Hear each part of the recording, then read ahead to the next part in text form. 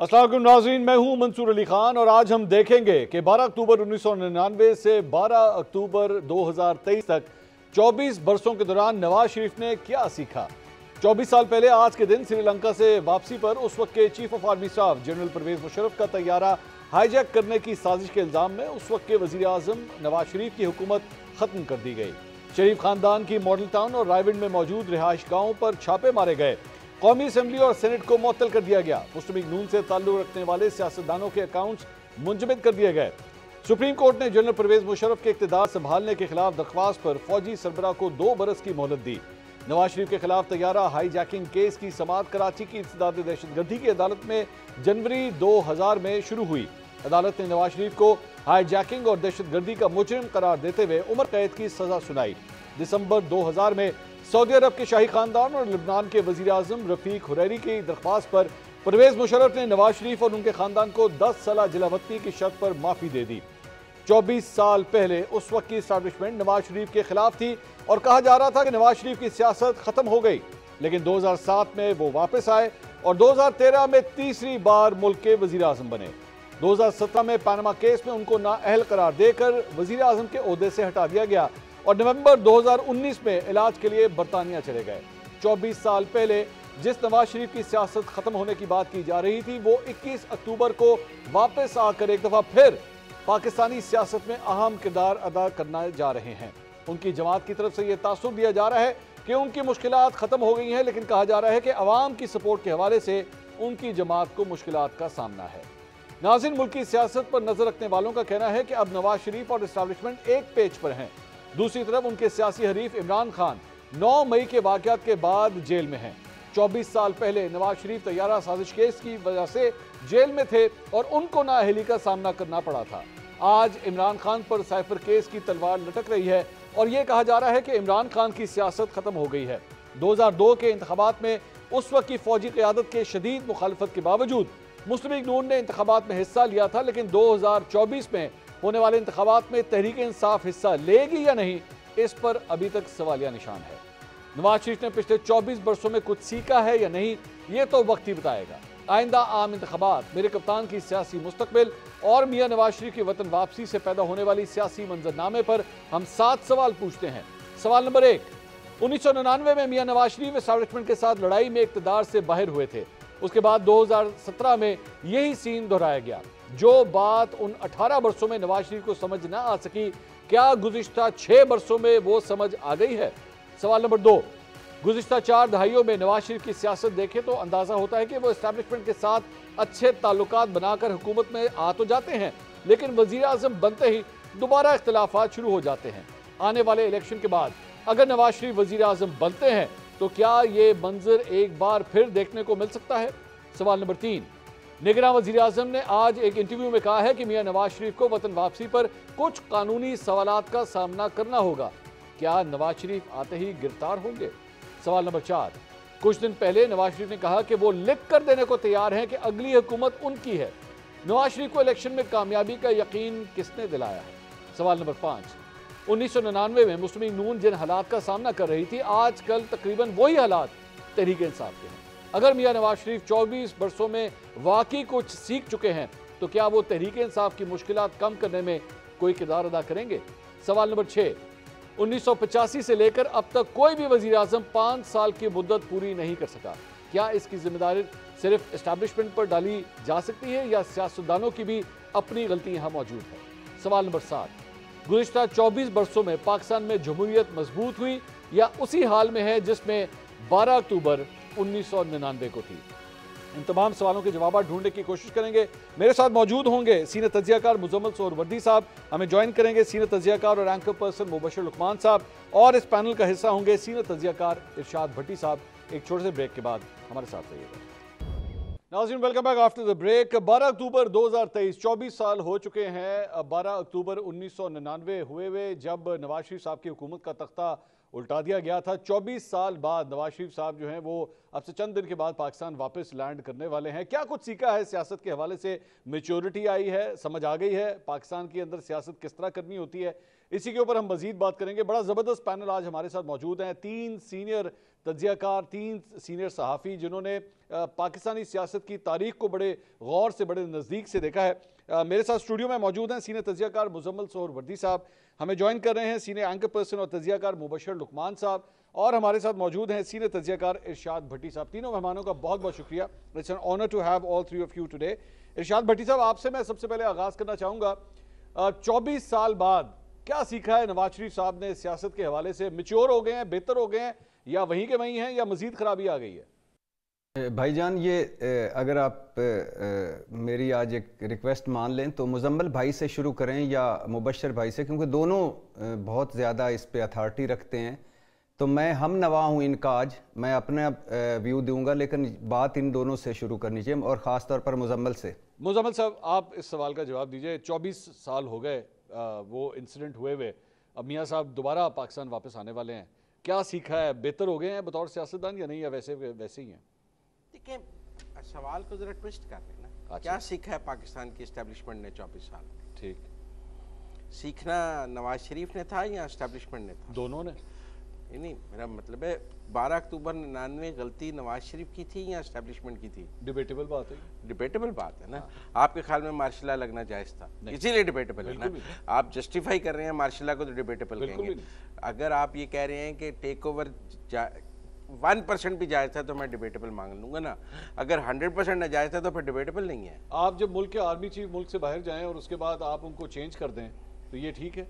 ऐसा ही होना चाहिए? चेक कर सकते हैं आप। प्राइम मिनिस्टर का उसमें इख्तियार, कोई प्रॉब्लम नहीं। वो लैंड प्राइम मिनिस्टर का इख्तियार था। अगर आर्मी चीफ ने कू का प्लान बनाया हो, अच्छा, और अगर कारगिल किया हो, तो प्राइम मिनिस्टर का राइट है। कारगिल उस वक्त तो नहीं किया था ना, बहुत पहले हुआ, तो उसके कॉन्सिक्वेंसेस नवाज शरीफ साहब को नॉलेज भी थी सारी चीजों की।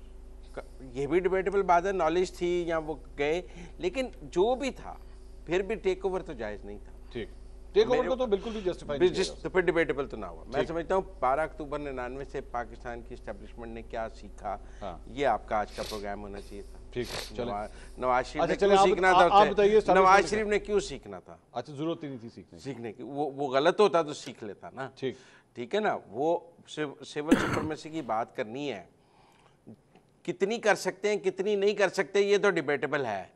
कब की जा सकती है कब नहीं की जा सकती, ये भी डिबेटेबल है। मियां साहब ने सिविलियन बालादस्ती सीख ली है कि वाकई उन्होंने बार बार कोशिश की है।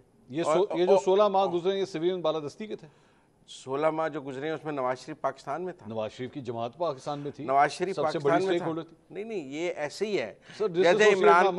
ये तो ना किया करें ना। अभी आपने पूरी नून लीग को नवाज शरीफ से डिसोसिएट कर दिया। बिल्कुल करना पड़ेगा। ये ऐसे ही है जैसे आज जो पीटीआई मुफाहमत की बातें कर रही है, असद कैसर या बैरिस्टर साहब या वो, आप उन्हें इमरान खान की, आरिफ अलवी को आप इमरान खान की जुबान समझते हैं? अब नहीं है तो फिर तब भी नहीं। आप मेरी बात समझ लेना। तो अगर आप आज आरिफ अलवी को नवाज शरीफ, इमरान खान की जुबान समझते हैं, उनके वोटों से सदर बने हुए को, तो फिर उसको भी आप जब ये एग्जांपल दे रहे हैं ना, तो आप एक्चुअली मुझे ये कह रहे हैं कि शहबाज शरीफ नवाज शरीफ की आवाज नहीं है। नहीं, पॉलिसी में बहुत फर्क है। नहीं, लेकिन आवाज नहीं है, और नवाज शरीफ का कोई लेना देना नहीं था इस 16 माह की हुकूमत के। बिल्कुल नहीं था। अच्छा, चलिए, ये भी मेरे लिए हैरानकुन बात। नहीं, क्यों नहीं था? वो नहीं थे हुकूमत में, उनकी बेटी भी नहीं थी। अच्छा, ये 16 माह एक अरेंजमेंट जरूर था एस्टेब्लिशमेंट के साथ। हम इसमें कहने में क्या हर्ज है कि एस्टेब्लिशमेंट के साथ चूंकि जान की अमान चाहिए थी, और सारी अपोजिशन जो थी वो पसे दीवार में चुनवा दी गई थी, उन्हें अपनी जान की अमान चाहिए थी, तो जिंदगी की कीमत उन्होंने 16 माह अदा की कि जान की अमान इसके एवज मिल ही नहीं रही थी। ठीक है, कि नहीं, कि मिल रही थी, मिल सकती थी, नहीं मिल सकती। अवाम की ताकत पे यकीन होना चाहिए। तो आप देख लेते हैं अवाम की ताकत पे यकीन। अभी अडयाला जेल में है। ठीक है, उसकी अवाम की ताकत पे आपको डाउट है? ये तो आपने मान लिया कि अडयाला जेल में जो है अवाम की ताकत उसके साथ नहीं। क्यों? पाकिस्तान का एक सियासतदान है, अवाम की ताकत नहीं है उसके साथ? मेजॉरिटी उसके साथ है या नहीं, ये तो इलेक्शन बताएंगे। अगर मेजॉरिटी ना भी हो, जिसके पास 25 सीटें हैं उसके पास भी अवाम की ताकत है, जिसके पास 50 सीटें हैं उसके पास भी अवाम की ताकत है, जिसके पास 100 सीट, जरूरी नहीं कि जिसके पास 350 होंगी वो अवाम की ताकत है। ठीक, अवाम की ताकत तो आ गई जब आप पार्लियामेंट में आ गए, क्योंकि अवाम ने मुंतखब करके भेज दिया आपकी जमात को। तो इसलिए ये बात नहीं है कि जी कोई हुकूमत नहीं बनाता तो क्या ऑपोजिशन के पास अवाम की ताकत नहीं होती? बिल्कुल होती है। तो फिर बिल्कुल। मुबशर साहब, आपका थॉट प्रोसेस, मुजम्मिल साहब की तो गुफ्तगू आपने सुन ली, क्या सीखा है जी मियां साहब ने? बल्कि वो कह रहे हैं कि आपका सवाल ये नहीं होना चाहिए, ये भी बताइए एस्टैब्लिशमेंट ने क्या सीखा है 24 साल के बाद?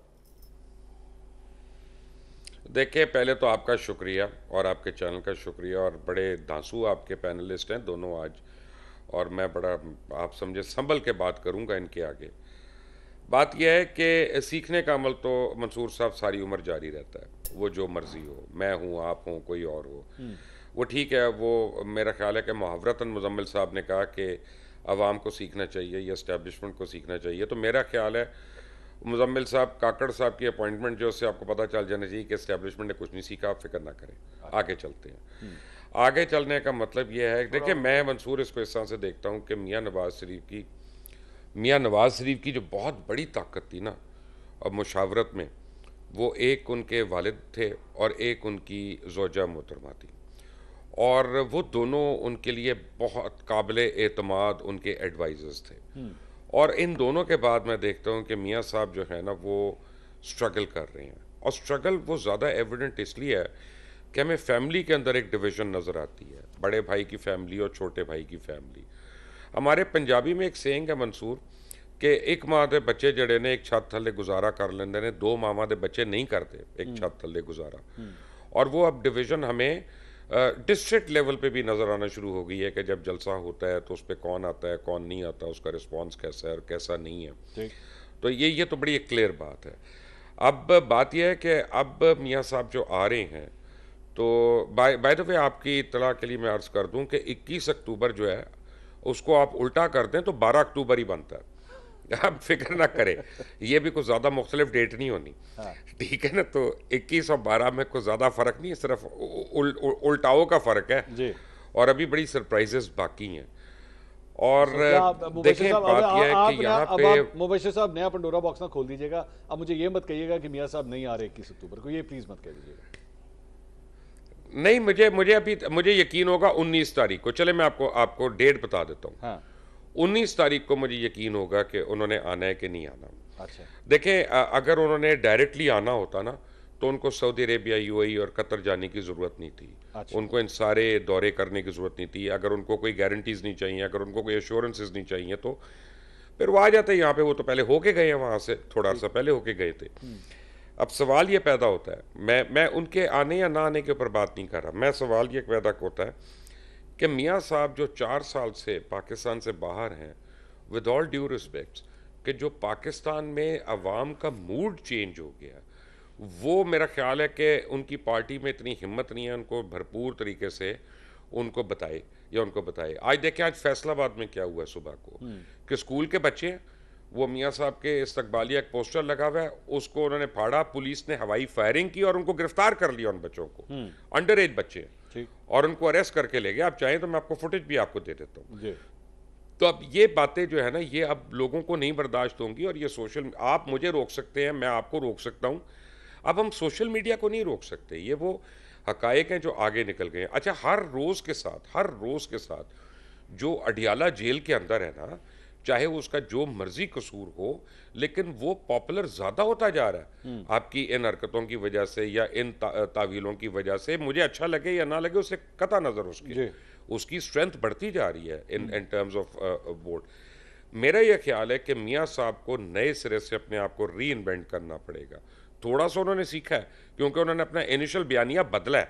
जो उनका इनिशियल बयानिया था, जो उन्होंने टारगेट किए थे लोग, उनसे वो हटे हैं, और अब वो अवाम की फलाह और बहबूद की बातें कर रहे हैं। तो ये चेंज तो है उनमें डेफिनेटली, लेकिन वो कितनी देर इस चेंज पे कायम रहते हैं, that only time will tell. Irshad Bhatti साहब, ये सारी गुफ्तगू आपने सुन ली, आपकी दरख्वास्त के ऊपर मुजम्मिल साहब ने ओपनिंग रिमार्क्स दे दिए हैं। क्या सीखा है सर? 24 साल के बाद मियाँ साहब वापस आने लगे हैं, क्या नया सीख के आ रहे हैं? तो 4 साल माशाल्लाह लंदन में भी गुजार के आ रहे हैं। लंदन से बंदा बहुत, यहाँ से तो लोग लंदन पढ़ने के लिए जाते हैं, तो ये मियाँ साहब 4 साल वहाँ पे भी लगा के आ रहे हैं। क्या सीख के आ रहे हैं सर? 2-3 बातें हैं मंसूर भाई। पहली बात यह है कि 75 साल की तारीख देखें तो 2 निज़ाम हमने भुगते, एक फ़ौजी आमरीत और दूसरी सिविलियन आमरीत जी। और सिविलियन आमर जो हैं वो इसलिए बदतर हैं फ़ौजियों से कि वो मुनाफिक निकले। वो जमहूरी चोगे पहन कर आए और हमें कहा कि हम आपके नुमाइंदे हैं, आप हमें चुनें, हम पार्लियामेंट को बालादस्त समझेंगे, हम जमहूरियत वाले हैं, लेकिन अंदर से वो बादशाह निकले। अच्छा। ना उनकी पार्टियों में जमहूरियत, ना उनके फैसलों में जमहूरियत, ना उनके अपने किसी एक्शन में जमहूरियत। फौजी आमर आए तो जमहूरियत फैलाओ मुहिम में लग गए, सिविलियन आमर आए तो बादशाहत कायम करने में लग गए। पहली बात तो ये। दूसरी बात ये है कि मियां मोहम्मद नवाज शरीफ साहब 4 साल बाद वापस आ रहे हैं अपने मुल्क, और वो एयरपोर्ट से ही हमें पता चल गया है कि चौथी मरतबा का हमारा वज़ीर आज़म की वापसी शुरू हो गई है। बरतानिया में पाकिस्तान के हाई कमिश्नर ने उन्हें अलविदा किया है। अब मुझे समझ नहीं आती कि गलत होगा या सही होगा। इस वक्त मियां मोहम्मद नवाज शरीफ मुजरम भी हैं और मफरूर भी हैं, तो हमारा हाई कमिश्नर जो हमारे टैक्सेस पे तनख्वाहें जिसको मिलती हैं, वो वहाँ उसको किस हैसियत में अलविदा कर रहा था और किस हैसियत में बयानिए समझा रहा था। ठीक, तो पहली बात। दूसरी बात ये है कि ये जो है ये अब लॉलीपॉप ख़त्म कर दे कि कोई सिविलियन, मियां मोहम्मद नवाज शरीफ साहब सिविलियन बालादस्ती चाहते हैं या उनका यकीन है। सिविलियन बालादस्ती से मुराद उनकी अपने और अपने ख़ानदान की बालादस्ती है। वोट की इज्जत से मुराद वो और उनका ख़ानदान है। जमहूरियत उनके अपने 4 जो 5-6 वो फैमिली वाले उनमें सिमटी हुई है सारी।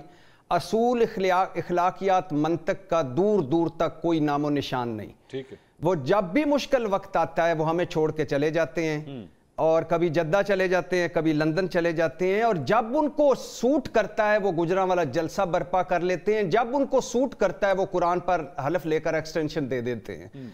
डीले ढीले पतली गलियां चोर दरवाजे, ये पहुंचे हुए बुजुर्ग हैं इसमें। और आखिरी बात मंसूर भाई के ये 16 महीने की हुकूमत अगर कामयाब हो जाती तो एवन फील्ड्स में पहली प्रेस कॉन्फ्रेंस होती कि देखा हम थे तजर्बाकार, हम थे अरस्तू, हम थे अफलातून, हम सारे मसाइल का हल हमारे पास था, हमने हमेशा इस मुल्क की नैया पार लंघाई है, और ये देखो 16 महीने में हमने क्या करिश्मा कर दिया। गुड काप बैड काप ये हर पार्टी में है। आज तक शहबाज शरीफ साहब ने कोई बड़ा फैसला जो नवाज शरीफ साहब की मर्जी के बगैर किया हो, और इन 16 महीनों में कोई बड़ा फैसला जो नवाज शरीफ साहब की मर्जी के बगैर हुआ हो, खा वो नवंबर तकर्री हो, खा वो अहम वजारतें हों, खा वो इसहाक डार की वापसी हो, खा वो बाकी सारे फैसले हों। 3 मरतबा तो वज़ीर आज़म काबीना लेकर लंदन गए, तो ये उनकी नाकामी है। अब ये लॉलीपॉप कोई नहीं मानेगा कि बाप भी बाहर था, बेटी भी बाहर थी और उनका तो ताल्लुक ही कोई नहीं था। नहीं, ये जो बाइडन की हुकूमत नहीं थी, ये यासिर अरफात की हुकूमत नहीं थी, ये हाउस ऑफ शरीफ की हुकूमत थी, और हाउस ऑफ शरीफ की हुकूमत की सरबराही कर रहे थे मियां मोहम्मद नवाज शरीफ। तो आखिरी बात और मुख्तसर बात, हमारी बदकिस्मती ये है, बदनसीबी ये, हमारे बुरे नसीब इस तरह कि हमारे किसी बड़े ने भी कुछ नहीं सीखा, और ना इन्होंने सीखना है। और 70-75 साल की उम्र में कोई क्या सीख सकता है। ये जुगाड़ू हैं, मफादात वाले हैं, मौका शनास हैं, मौका परस्त हैं, और इनका एक ही रूटीन है। चूंकि ये जमहूरियत के गमलों में उगे नहीं है, लिहाजा जमहूरियत का पता नहीं, वही चंद टैक्टिक्स हैं, उसी पे चले हुए हैं और चलते रहेंगे। जी बिल्कुल, आपका कमेंट, मैं I am not going to repeat all these things, आप इस पे कमेंट करना चाहेंगे, प्लीज गो अहेड। असल में उन्होंने ना 2 अदवार का जिक्र किया है कि एक सिविलियन और एक आमरियत जी, और कहा है कि जो सिविलियन आते हैं वो आमरियत कायम करते हैं, जो आमरियत वाले आते हैं वो जमहूरियत कायम करते हैं। भट्टी साहब ने जो मौका वो भूल गए हैं। अब हम एक नए दौर में हैं, ये ना सिविलियन है ना आमरियत है, हाइब्रिड, ये हाइब्रिड है। ये 24 साल में पाकिस्तान की इस्टेब्लिशमेंट ने फिर ये सीखा है, एक हाइब्रिड मॉडल उन्होंने सीखा है, जो पाकिस्तान में अब 2016 से उन्होंने इन प्लेस किया हुआ है। 7-8 साल हो गए हैं इस हाइब्रिड मॉडल को, और ये हाइब्रिड मॉडल हम 7 साल से देख रहे हैं। भट्टी साहब ने उसका जिक्र करना भूल गए। तो ये जो है ना, ये जो अडियाला बैठा है वो भी कह रहा है मैं डमी था, मेरे इख्तियार में कुछ नहीं था। हाँ। कह रहे हैं ना वो, ये बात वो चीख के कह रहा है कि जो 4 साल मेरे हैं उसको मेरे 4 साल ना समझें। हाँ। मेरे इख्तियार में ही कख नहीं था। वो एक किंग मैन था जो फैसले करता था। यही अडियाला वाले का मौकफ है। तो अगर 4 साल का ये मौकफ है तो 16 माह का ये मौकफ नहीं है कि मतलब अगर 4 साल वाले का ये मौकफ जायज़ है कि मेरा मतलब है सारे 16 वाले ने ये बात नहीं की या नहीं की, मुझे और आपको तो समझ है ना। नहीं, मैं आप बात काउंटर इसलिए कह रहा हूँ क्योंकि ख्वाजा आसिफ साहब मेरे पास आए थे। मैंने ख्वाजा आसिफ साहब से पूछा है, मैंने कहा जी इमरान खान के साथ जो कुछ हो रहा है या जो इनके बंदे गिरफ्तार हुए हैं, सब कुछ हुए हैं, उन्होंने कहा हमने किया है, इसका क्रेडिट आप हमें दें। मैंने कहा जी आप ही जिम्मेदार है ना, ये तारीख में लिखा जाए। उन्होंने कहा जी बिल्कुल हमें क्रेडिट दें, हमने इसको बंद किया। भाई वो 4 साल कहता रहा मैं नारो नहीं दूंगा, अब वो कहता है मेरे बस में ही कुछ नहीं था। वो वाशिंगटन में खड़े होकर कहता था मैं एनआरओ नहीं दूंगा, वो कौमी असेंबली में आज उससे पूछ लें वो कहेगा मेरे बस में ही कुछ नहीं था। तो आप ख्वाजा आसिफ की बात ना करें, ये जो हकीकत है वो बयान करें कि हम एक हाइब्रिड दौर में रह रहे हैं। और 24 साल बाद उसके बाद पाकिस्तान की इस्टेब्लिशमेंट ने जब ये देखा कि टेक ओवर करना मुमकिन नहीं है, 12 अक्टूबर 99 दोबारा मुमकिन नहीं है, तो उन्होंने एक हाइब्रिड मॉडल डिज़ाइन किया। आज पाकिस्तान की सारी पॉलिटिकल पार्टीज उस हाइब्रिड मॉडल में जिंदा रहने के लिए तैयार हैं। ये है 24 साल का निचोड़ जो आप तलाश कर रहे थे। तो वोट को भट्टी साहब ने वोट को इज्जत दो, ये मैं टोकरी में फेंक दूं यहाँ पे? सब हाइब्रिड मॉडल की नजर है। अच्छा, हकीकी आज़ादी भी हाइब्रिड मॉडल की नजर है, वोट को इज्जत दो भी हाइब्रिड मॉडल की नजर है। और आप हम जो मैशत की बात, सब कुछ SIFC और हाइब्रिड मॉडल के मतहत है। अच्छा, और फिर जमहूरियत तो कुछ ही नहीं है ना, फिर खत्म हो वो हाइब्रिड के मतहत है सर। वो हाइब्रिड के अंदर जिंदा खत्म है ना सर, बॉयलर वेंटिलेटर पे है लेकिन है। आप मेरी बात समझे, नवाज शरीफ एक जमहूरी लीडर है। नवाज शरीफ एक जमहूरी लीडर है, तो उसे आप कभी 12 अक्टूबर 99 से निकालते हैं, कभी जुडिशियल एक्टिविज्म के जरिए निकालते हैं, कभी किसी तरह निकालते हैं। आपने उसे कभी वोट की ताकत से निकाला है? ठीक, तो आप एक दफा बता दें कि आपने नवाज शरीफ को वोट की ताकत से निकाला है। वोट की ताकत से 2018 में नहीं निकले, 2008 में भी नहीं निकले। 2018 का फेयर इलेक्शन था, RTS नहीं बैठा हुआ था। आप मेरी बात समझे, उनको टेक्निकली नॉकआउट नहीं किया हुआ था आपने, ठीक है, उनको पकड़ा नहीं हुआ था। मुबशिर साहब जी मुबशिर साहब प्लीज गो अहेड। बात यह है कि अगर मियां साहब जमहूरियत के अलमबरदार हैं तो फिर जनरल जिलानी जो है बाबाई जमहूरियत है। मुझे आवाज नहीं आ रही। वो कह रहे हैं कि अगर नवाज शरीफ जमहूरी इंसान है तो जनरल जिलानी जो है वो बाबाई जमहूरियत कहलाए जाने चाहिए। क्या ख्याल है? पता नहीं जनरल पाशा बाबाई जमहूरियत होंगे, हमीद गुल बाजा जमहूरियत होंगे, अयूब खान बाबाई जमहूरियत होंगे। यहाँ आने का जो एक रास्ता है उसी रास्ते से सब आए हैं। वो आज कहाँ खड़े हैं उसकी बात करें। भुट्टो की फांसी को देखेंगे या अयूब खान को डैडी बनाने को देखेंगे, जिलानी को देखेंगे या फिर पानामा को, और अगर आप एक इजाजत दें, मैं और अडयाला वाले के पाशा को देखेंगे या आज के अडयाला जेल को देखेंगे। जी मुबशिर साहब प्लीज गो अहेड। मंसूर, मैं आपको एक अर्ज करूं कि हम तीनों जो हैं, हम एक दूसरे की, चारों बल्कि एक दूसरे की बड़ी रिस्पेक्ट करते हैं और मकसद आपस में एक दूसरे की लड़ाई करना नहीं है या पॉइंट स्कोरिंग नहीं है। द इम्पॉर्टेंट थिंग इज कि 74 साल में पाकिस्तान में हमने कुछ नहीं सीखा। और मैं आपको ये फैक्ट बता रहा हूँ कि हमें अभी भी ना कदर है अपने आइन की, ना कॉन्स्टिट्यूशन की, ना अपने मुल्क की, ना अपनी सरहदों की, ना अपनी औकात की। और सबसे बड़ी बात है कि अब मियाँ साहब आ रहे हैं, आसिफ जरदारी साहब इधर ही हैं, मौलाना फजल रहमान इधर ही हैं। वो मैं तो कहूँगा चेयरमैन तहरीक इंसाफ भी ठीक है, आई मीन एक पॉपुलर पार्टी है, व्हाई नॉट। सारों को अब चाहिए कि एक मिसाक के मईशत पे साइन करें और एक वे फॉरवर्ड जो है साइन करें। और खुदा के लिए इस मुल्क में हकीकी जमहूरियत को अगर ये चाहेंगे तो पनप जाएगी, ये नहीं चाहेंगे तो नहीं होगी। और उसका एक लिटमस टेस्ट है मंसूर, अगर ये आज ये फैसला कर लेते हैं सारे मिलकर कि हमने हकीकी मानों में लोकल बॉडीज़ को इम्प्लीमेंट करना है और स्टूडेंट यूनियंस को बहाल करना है, तो 5 साल में आपकी जमहूरियत खुद हो जाएगी इनमें से, क्योंकि सारों ने तो जिंदा नहीं रहना सारी उम्र। जब तक यूथ नहीं आएगी। यहाँ पे एक प्रॉब्लम है और मुजम्मिल साहब ने इसकी तरफ आइडेंटिफाई भी किया था कि क्या 24-25 साल को जो हम डिस्कस कर रहे हैं, यहाँ पे एस्टैब्लिशमेंट एक्चुअली हकीकी जमहूरियत लाने भी देती है, इसको मौका भी देती है, उसे बढ़ने या फेयर इनफ। अब मैं आपको एक अर्ज करता हूं, मैं आपको एक अल्लाह करे कि ये मेरा वो तज्जिया है जो बिल्कुल गलत हो, अल्लाह करे कि मेरा वो तज्जिया है कि जो I have to eat it again. लेकिन आपको मैं मंसूर साहब बताऊं कि अगर अब आपने अवाम को रोकने की कोशिश की, उनकी ख्वाहिशात को आपने टेलर करने की कोशिश की, तो फिर आप सोच लें आपके मुल्क का हाल क्या होना है। और ये 2 साल से ज़्यादा की बात नहीं मैं कर रहा, ये 5 साल को भूल जाएं आप, आपके पटाखे बोल जाने हैं। लोग जो है ना इस वक्त भर चुके हैं, लोगों के पास अपने माँ बाप की दवाइयों के लिए पैसे नहीं है, लोगों के पास अपनी औलाद की फ़ीस देने के लिए नहीं है। मैं ये दफ्तर छोड़ रहा हूँ जिस दफ्तर में मैं अभी बैठा हूँ, क्योंकि हम इसका बिजली का बिल और किराया एक साथ नहीं दे सकते, नहीं दे सकते। अगर हम जैसे लोगों का जो लाखों में कमाते हैं उनका ये हाल है, तो जो आदमी कमा ही 50,000 रुपये रहा है उसका आप सोचें। हमारे इन एक्सपेरिमेंट से हमारे कुछ लोग तो बड़े खुश होंगे, खासतौर जो रिटायरमेंट के बाद बैठे हैं और उधर उधर बैठे हैं, लेकिन ये मुल्क जो है किसी तरफ नहीं जा रहा और हम तबाह हो रहे हैं। बिल्कुल, ये समझ लें। इरशाद भट्टी साहब, ये मुबश्शिर साहब जो कह रहे हैं कि अब आप अवाम की उम्मीदों को, उमंगों को जो वो चाहते हैं आप उसे दबा नहीं सकते, लेकिन सर यहाँ पे सूरत हाल ये है कि पाकिस्तान तहरीक इंसाफ टकरे मार रही है जाके दीवार पे कि जनाब 15 अक्टूबर को हम जलसा करना चाहते हैं लिबर्टी में, और उस बेचारों को इजाज़त ही नहीं मिल रही।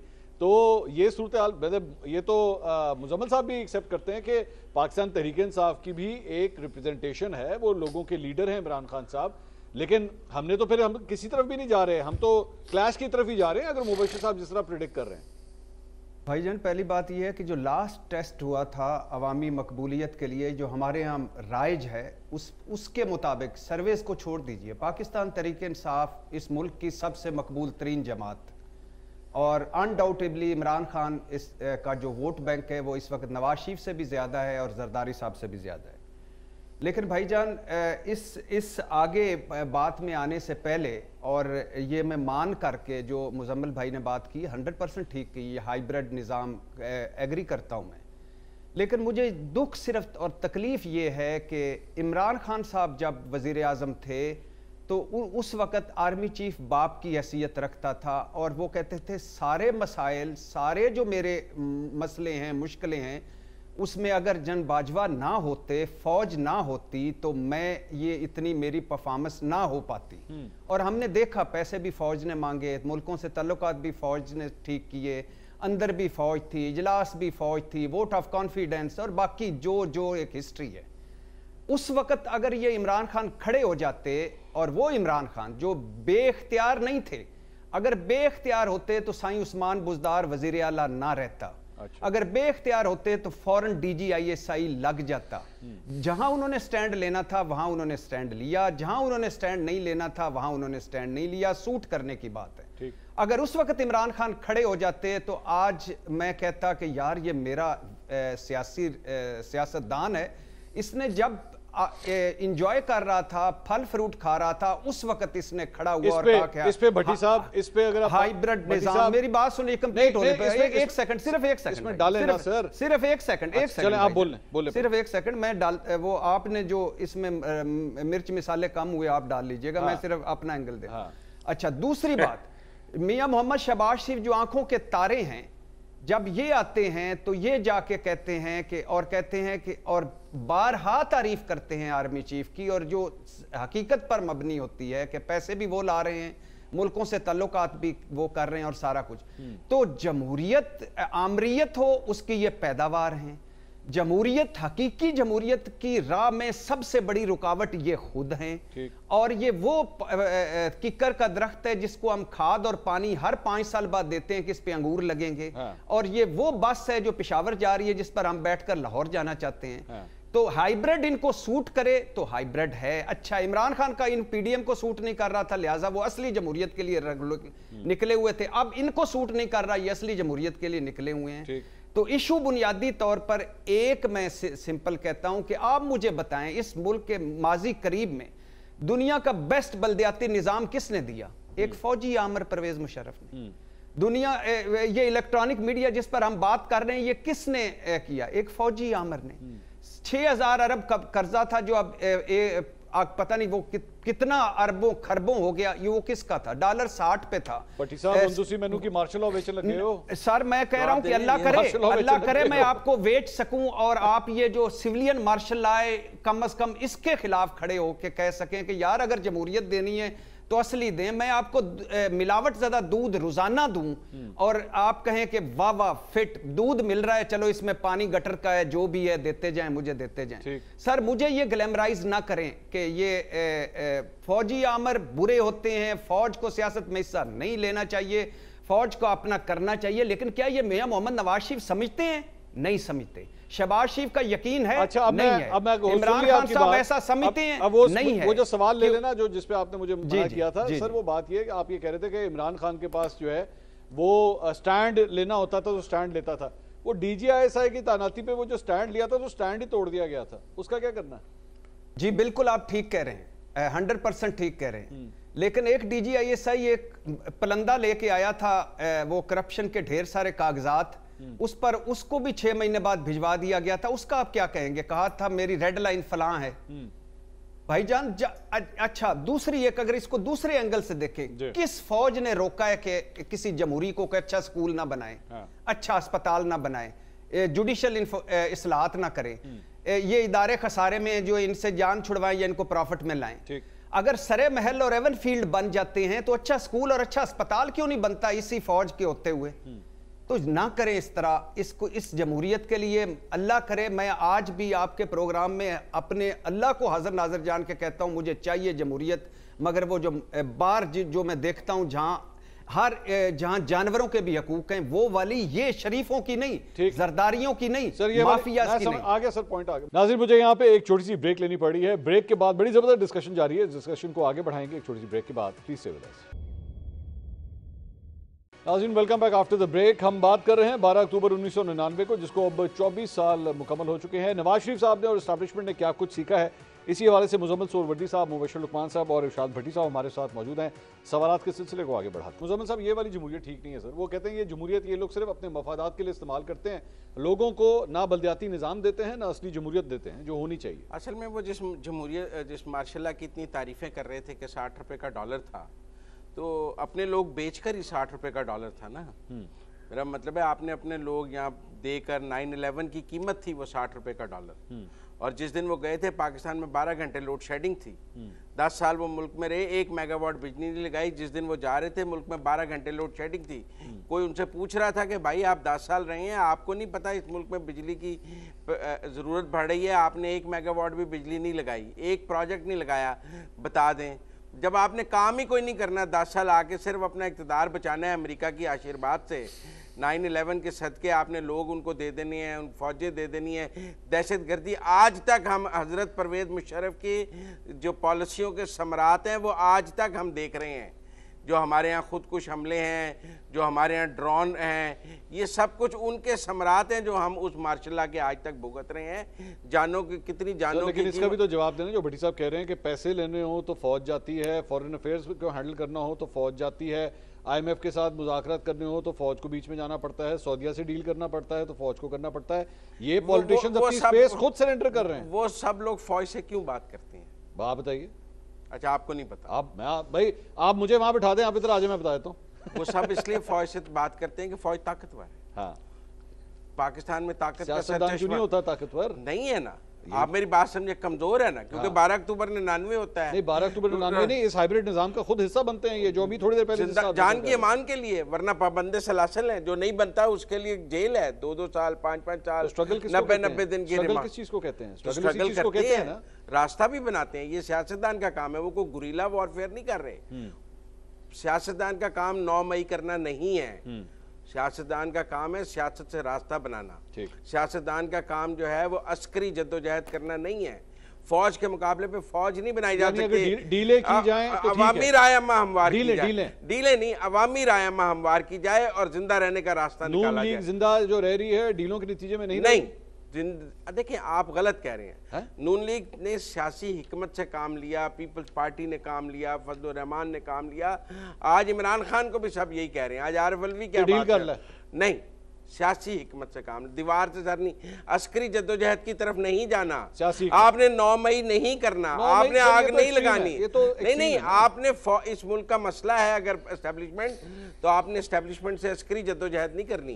अवामी रायमा से हम बात करनी, अवामी रायमा और उसके लिए सर्वाइव करना पहली जरूरी बात है कि इलेक्शन तक ले आए, फिर इलेक्शन कराएं, फिर इलेक्शन कराएं, प्योर हो जाएगी। ठीक है। लेकिन ये अगर आप कहें कि जी चूंकि मेरी एस्टेब्लिशमेंट से लड़ाई हो गई है और वो पाकिस्तान में जमहूरियत को चलने नहीं दे रहे हैं, उन्होंने तो मैं 9 मई कर देता हूँ, तो ये सियासत नहीं। ये तो एक्सट्रीम एंड पे चलेगा। मैं दोबारा आपसे कह रहा हूं, मैं बता रहा हूँ, आप कह रहे हैं कि जी अगर नहीं मानते तो फिर 9 मई की तरफ जाती है। नहीं, वो जाना गलत है। मैं कह रहा हूँ काम पब्लिक ओपिनियन को हमवार करना है। ठीक है। अब मुबशर साहब, सबको मिलजुल के लेकर चलने की जरूरत होती है। वो कह रहे हैं कि जनाब ये डील इन अ वे वो ये कह रहे हैं कि डील करनी पड़ती है। सर्वाइव करेंगे तो कल को दोबारा आप लड़ सकेंगे ना। अगर सर्वाइव ही नहीं करेंगे तो मियां साहब अगर 4 साल पहले, आज से 4 साल पहले बाहर गए थे तो वापस अब आ रहे हैं, तो सर्वाइव किया तो वापस आ रहे हैं, वरना जेलों में ही जो है वो खत्म हो जाती सियासत।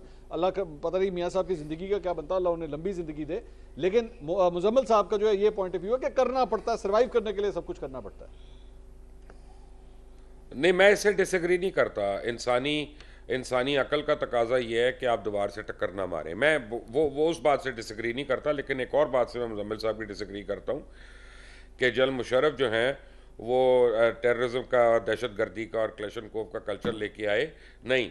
वो मियाँ नवाज शरीफ के जो रूहानी और सियासी उस्ताद हैं ना, जिनका नाम हज़रत मोहम्मद ज़ियाउल हक साहब था, ये सब उनकी देन और उनकी पैदावार है।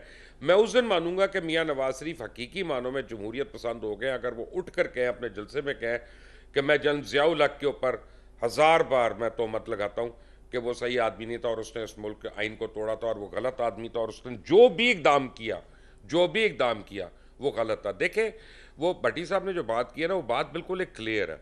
भट्टी साहब ये कह रहे हैं आप अपनी मतलब की हदीस चुन लेते हैं कि जो आपको सूट करती है और आप कहते हैं ये हम बेच रहे हैं, हम ये लोगों को दे रहे हैं।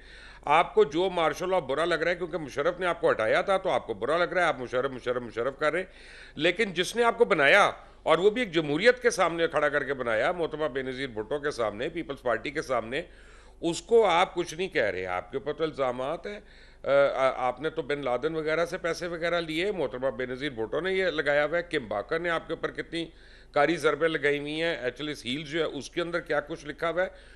ये यार हमारे जैसे सहाफ़ियों पे आपकी बर्क गिरती है।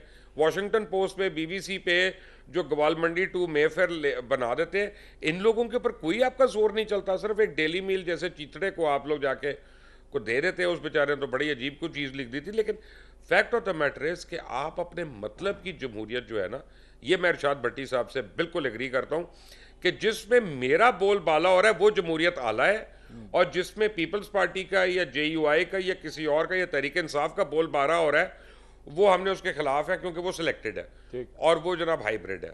और यार पूरा जमहूरी निज़ाम हाइब्रिड है इस मुल्क में। जिस दिन ये सच बोलेंगे ये कोई बेहतर स्ट्रेटजी बना भी लेंगे। नहीं, लेकिन मुबश्शिर साहब इसका फिर काउंटर आर्गूमेंट जो है वो नवाज शरीफ साहब की जानिब से या नून की जानिब से ये भी आ सकता है कि जनाब आपने हमारी जो 16 माह की गवर्नमेंट थी, आप देखें हम तो तमाम सियासी जमातों को लेकर चले, सिर्फ एक सियासी जमात थी जो, और वो थी पाकिस्तान तहरीक इंसाफ, जिसने असेंबलियां ही छोड़ दी। बाकी तो हम सबको साथ साथ लेके चले, तो हम तो जमहूरियत के सबसे बड़े चैंपियन है कि हम तो सारी जमहूरी जमातों को लेकर चलते हैं। उनसे भी मुज़ाकरात किए आपके साथ मुजम्मिल साहब बैठे हैं। मुजम्मिल साहब आपको पता है मेरे लिए इंतहाई काबिल एहतराम है, लेकिन मैं आपको एक बात बताऊं, जो लानत थी ना ये 16 महीने की हुकूमत, 18 महीने की हुकूमत इस मुल्क के लिए, उसका आप अंदाजा इस बात से करें कि आप 1.5 साल कशकोल लेकर IMF के पीछे रहे, हमें 1 बिलियन, और जिस दिन वो 1 बिलियन आया, आपने 51 अरब रुपया असेंबली खत्म होने से 18 दिन पहले अपने मेंबरान को दे दिया कि जाओ तुम्हें तरक्याती कामों के लिए दे रहे हैं। 51 अरब में कौन सा तरक्याती काम वो 18 दिन में, 20 दिन में, 25 दिन में कर सकते थे मंसूर? आप रिश्वत लेते भी हैं और रिश्वत देते भी हैं, और फिर आप कहते हैं कि हम अवाम के नुमाइंदा हैं। यार कुछ हौसला करो यार मंसूर, अब ये तो ना सुनो ना मेरे से। ठीक, भट्टी साहब अब ये बताइए, ये मियाँ साहब जब वापस आ जाएंगे और उसके बाद आपके यहाँ पे जो मतलब आज से अगर 2018 के साथ मैं एक दफ़ा कंपेयर करूं तो 2018 में सिचुएशन बिल्कुल ऑपोजिट थी। मियाँ साहब अंदर थे, इमरान खान साहब सड़कों पे थे, जलसे कर रहे थे, जुलूस निकाल रहे थे, खुल के खेल रहे थे। आज सिचुएशन बिल्कुल डिफरेंट है। अब नून लीग जलसे जुलूस कर सकती है, इवन दो उन्होंने अपने जलसे कैंसिल कर दिए, रैलियां कैंसिल कर दी लाहौर में, लेकिन इजाजत है, सब कुछ करने की इजाजत है। इस मरतबा इमरान खान साहब अंदर हैं। 2018 के इलेक्शन को नून लीग नहीं मानती थी, कहते थे धांधली ज़दा हैं। अब ऐसी सिचुएशन के साथ अगर 2024 के अंदर ये इलेक्शन होते हैं, उसे अवाम या दीगर जमातें मानेंगी आपके ख्याल में? भाईजान, आपको किसने कहा है कि 2018 के इलेक्शन को नून लीग नहीं मानती थी? अच्छा। ये शहबाज शरीफ किस इलेक्शन पर वजीर आजम बने थे? कौन सी असम्बलियां थी जिन्होंने शहबाज शरीफ को वजीर आजम बनाया? यही वाली। हाँ। यही मुनाफकत है, यही 2 नंबरी है, यही चतर चलाकी है कि 3.5 साल आला और वधिया जमहूरियत के लिए निकले गए। और मौलाना साहब ने एंड पे बताया कि मैं तो जनरल फैज हमीद से डीलें कर रहा था धरने की। जरदारी साहब ने हमें बताया कि मैं तो फार्मूला बनाने वालों से राब्ते में था और फार्मूले बना रहा था कि इमरान खान की छुट्टी कराओ। और शहबाज शरीफ जो डिग्गी वाली और बाकी सारी मुलाकातें और वो बता रहे हैं, फख्र से बता रहे हैं कि मैं इलेक्शन से 1 महीना पहले ही वजीर आजम बन चुका था और मेरी काबीना फाइनल हो चुकी थी। और नवाज शरीफ साहब हलफ पर एक्सटेंशन दे रहे थे और ख्वाजा आसिफ कह रहे हैं कि इस्टेब्लिशमेंट की मदद से गए थे। और इस्टेब्लिशमेंट 2019 में आपको बता रहे थे ख्वाजा आसिफ के 2019 में हमसे राब्ता कर लिया था कि पहले पंजाब ले लें तो फिर मरकज ले लें। तो ये दुख है पहली बात। दूसरी बात, उस वक्त चूंकि इमरान खान साहब रिसीविंग एंड पर थे, यानी मतलब वो उनको प्रॉफिट हो रहा था, उनके वो अच्छे में थे, लिहाजा वो फौज के साथ खड़े हुए थे। आज नवाज शरीफ साहब ने आपने शुरू में सवाल उठाया कि क्या कुछ सीखा, खेत मिट्टी सीखा। आज अगर वो 4 साल हर मर्तबा कहते हैं कि मेरे साथ बड़ा जुल्म हुआ है, फलां हुआ है, फलां हुआ है, आज वो आएंगे अल्हम्दुलिल्लाह, वो जो उनका सफर शुरू हो चुका है इक्तदार का, इक्तदार में आके बैठ जाएंगे। भट्टी साहब, ये आप किस तरह प्रेडिक्ट कर सकते हैं? मैं अभी मेरी एक जुमला मैं सिर्फ आपको ये बात की कि वो जो है इक्तदार की तरफ आ रहे हैं। सर अवाम में जाके देखो तो सही उनका क्या हाल है। सर अवाम कौन सी अवाम ना करें भाईजान, किस लिए कर रहे हैं? ना करें इस तरह, मुझे ना इस चक्कर में डालें। अकलियत को निकाल कर ऊपर सारे चोर, करप्ट, बेईमान, अकलियत को बड़ी साहब मंसूर चाहता है आपके घर के बाहर काले रंग का वीगो आए। अच्छा, अब बताइए, नवाज शरीफ अगर स्टेट यानी एक लीडर होता, जो या मिसाल के तौर पे इतने दुखों के बाद वो क्या कहता? वो पहला बयान देता कि कहता कि यार मेरा मुल्क मसले में है, मेरा कौम मसले में, हमारे मसाइल बहुत ज्यादा हैं, मैं आ रहा हूं इक़्तिदार के लिए नहीं आ रहा, आइए सारे मिलकर करें। लेकिन वो आएंगे, वो खुश हो रहे हैं कि 2018 का जो मकाफत अमल था अब ये भुगते। 2023 से तो 2028 में इमरान खान खुश हो रहा होगा या इमरान खान की जगह कोई और खुश हो रहा होगा। तो ये सारे सूट करते हैं। और हाँ, आखिरी 2 बातें मैं जरूर करना चाहूंगा। पहली बात है कि आप लाइक करें परवेज मुशर्रफ को या ना लाइक करें, लेकिन खुदा के लिए ये तो झूठ ना बोलें कि वो $1 आ रहे थे तो उसमें करी जा रहा था। नेपरा उसने दिया, ओगरा उसने दिया, नादरा उसने दिया, बेस्ट बल्दियाती निज़ाम उसका, स्टील मिल उसके दौर में प्रॉफिट में, PIA ब्रेक इवन पे, इलेक्ट्रॉनिक मीडिया उसका, खवातीन की नशिस्तें उसकी। और मैं तो उन जमहूरियत पसंदों को कहता हूं इस्लामाबाद से निकल जाएं। ये अयूब का है इस्लामाबाद, अयूब ने बनाया था, या खान पहला था चेयरमैन CDA। पता नहीं ये क्यों कड़वा कड़वा हप पाप तो थू थू तो कड़वा मीठा मीठा सर। और आखिरी एक जुमला, मार्शल लॉ वाले क्या करते हैं? पार्लियामेंट को रबड़ स्टैंप बनाते हैं, फारग कर देते हैं, अदलिया की तज़ीक करते हैं, ऊपर काबज हो जाते हैं, इलेक्शन से भागते हैं, आइन तोड़ते हैं। ये 16 महीनों में क्या किया शहबाज हुकूमत ने? चारों ये काम किए, फिर भी हमारे जमहूरियत पसंद है, फिर भी मैं इनको सर पे बिठाऊं। ठीक है मुजम्मिल साहब, इसका जवाब दीजिए। मुशर्रफ साहब की सारी तारीफें उन्होंने गिनाई कि क्या क्या दिया, नादरा, नेपरा, ओगरा, PIA के हवाले से उन्होंने बताया, और साथ ही साथ वो ये कहते हैं कि और क्या चाहते हैं आप, ये सारी उन्हीं की करामात हैं। पता नहीं उन्हें नजर आती होंगी। ये फैक्चुअली गलत बात है क्या भट्टी साहब जो कह रहे हैं? फैक्चुअली ठीक है ना? नहीं। अच्छा, हाँ, किस तरह? देखें, शनाख्ती कार्ड कंप्यूटराइजेशन का एक दौर था। हाँ, तो हमने अपने शनाख्ती कार्ड का निज़ाम मौजूद था, उसे कंप्यूटराइज किया। कौन सा मेरा मतलब एटम बम बनाना था नादरा में आपने? मेरे पास तो नादरा से पहले अच्छा, मैं इसको रीफ्रेम करता हूं। नहीं, आप मेरी बात समझिए। वो तो ऐसे कर रहे हैं जैसे उन्होंने कोई नया एटम बम इजाद कर लिया था नादरा बनाकर। वो एक document computerisation of national ID card, तरक्की के मनाजिल ज्यादा तय हो रहे थे USAID के तहत कि आप ये करें क्योंकि अमेरिकियों की जरूरत। तो उधर सीपेक की वजह से, लेकिन आप मेरी बात, 2013 से 18 सीपेक की वजह से, इसीलिए मैं ये कह रहा हूँ कि ये कोई इतने बड़े काम नहीं है। अच्छा, आप ये बताएं कि जिस दिन वो गए तो क्या पाकिस्तान में अंधेरे थे कि नहीं थे? तो जब मुल्क में बिजली नहीं थी, गैस नहीं थी, तो वो आप कह रहे हैं बड़ी रोशन और बड़ा शानदार इक़्तिदार था। ठीक, मेरा मतलब है उसके बाद 10 साल लग गए हमें वो अंधेरे ख़त्म करते हुए। हम मजबूर थे दुनिया में महंगे प्लांट्स लगाने के लिए, क्योंकि अगर वो 10 साल में ना डैम बना सका, ना कुछ सस्ते बिजली के प्लांट लगा सका, सबसे एक मुल्क अंधेरों में छोड़ गया। इन्हें नादरा बड़ा याद है, इन्हें बड़ा याद है कि मेरा मतलब है कि उसने ओगरा बना दिया। भाई गैस ही नहीं थी, बिजली नहीं थी, ओगरा का करना क्या था? पहले गैस और बिजली के को मुआहदे तो कर लेता, फिर ओगरा भी बना लेता। ठीक, पैसे बनाने के लिए। बहुत बहुत शुक्रिया मुजम्मिल सोहरावर्दी साहब, मुबश्शिर लुकमान साहब, इरशाद भट्टी साहब। नाज़रीन, डिस्कशन बड़े मजे की है, लेकिन अफसोस ये है कि ये 1 घंटे की नहीं है। ये काश कोई 5-6 घंटे का प्रोग्राम होता, ताकि हम तफसील से बैठ के हर जाविये को, हर एंगल को जो है हम कवर कर सकते हैं। लेकिन ऑब्वियसली हमारी भी लिमिटेशंस हैं, जिस तरह पाकिस्तान में जमहूरियत की लिमिटेशंस हैं। प्रोग्राम से अब तक के लिए इतना ही। अगले हफ्ते आपसे दोबारा मुलाकात होगी।